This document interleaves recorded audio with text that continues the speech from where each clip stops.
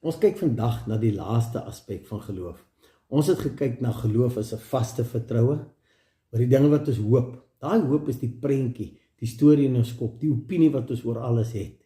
Dan die derde een is 'n bewys van die dinge wat ons nog nie in die fisiese sien nie.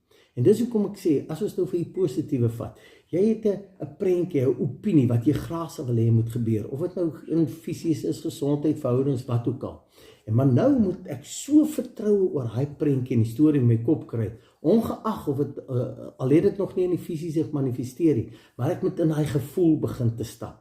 En dis wat geloof is, maar ons het groot geword, as ek sien, sal ek glo, as ek dit ervaar, sal ek my opinie verander. Nee, ons moet ons inoefen om in daai geloof te kan stap, vaste vertrou op hy prentjie, al sien ek dit nog nie in die visie nie, stap in daai geloof, dis 'n inoefenproses, en daar's tegnieke om dit te doen, maar commit jouself om te sê, ek is 'n persoon van geloof.